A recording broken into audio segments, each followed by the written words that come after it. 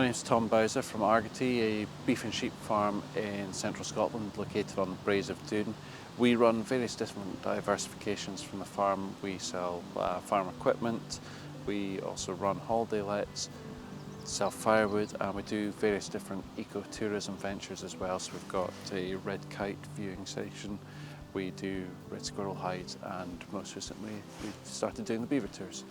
We decided to accommodate beavers on Argaty because we knew that a lot of them were being culled in prime agricultural areas that could have been moved to more suitable sites where their impacts would have been less and the conflicts with people would have been less as a result. So we decided to do it because we thought that they were really important for biodiversity, and we thought it was a real waste to be culling so many of them in Scotland when they could have been moved elsewhere.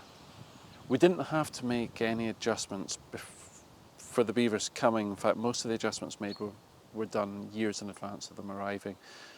We've got lots of ponds on the farm, and they were areas that we've dug out that used to just be kind of wet, boggy holes, havens for fluke, and it was areas we used to farm and we just had all sorts of problems. So actually, a long time ago, we decided to set them aside, dig them out as ponds, and try and make a good home for wildlife in them. So those are the areas that we've actually released beavers into.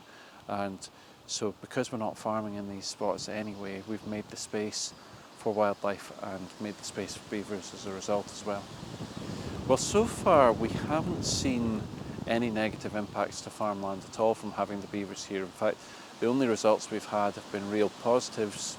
In the year and a bit that we've had them on site here, we've really seen the two sides of climate change. We saw a long period of dry weather in the summer where all the other ponds here were so dried up that you could walk across them and hardly get your knees wet.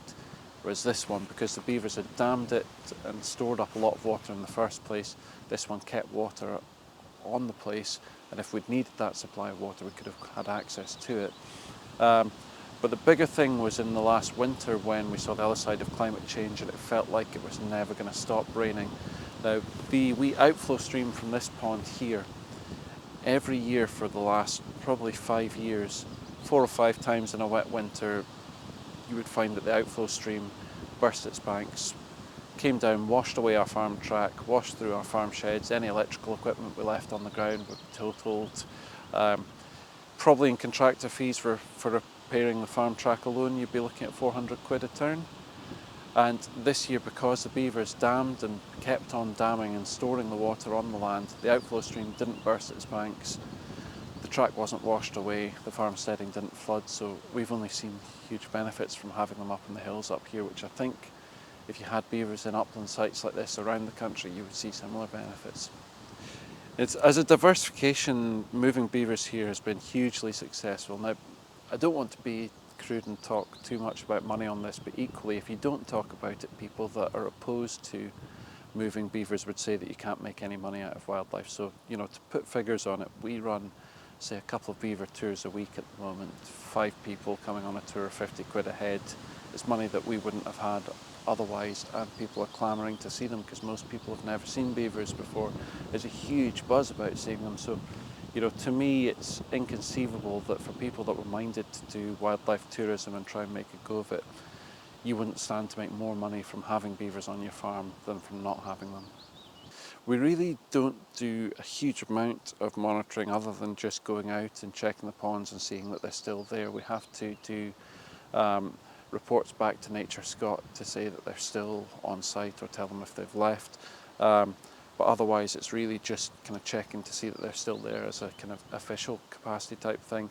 In terms of management for the farm, we've wrapped a few trees with wire, really simple job, and it was just in cases where a felled tree would come down and take out a fence or something like that would be a real nuisance. It takes 5 minutes to do and it stopped the beavers from going near the trees again, so it's been very successful. And otherwise we're really just letting them be and seeing what they do. The aim of this really is to be a rewilding project and see what beavers do when left to their own devices, so we're just standing back and watching and monitoring. So for people that are interested in beavers, I would say they're a fascinating species.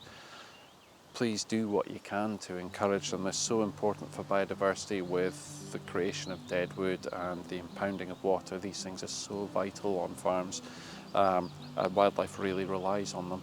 So yeah, if you're interested, please do what you can. For people that are concerned, I think it's really important to learn a bit about the species in question, what they do, what their habitats are like before forming opinions. I think there's been a lot of scare stories in the farming press with, a lot of basis, telling folk what beavers have done in low-lying farmlands and Tayside. And I think it's important to say that, not all of Scotland is like Tayside.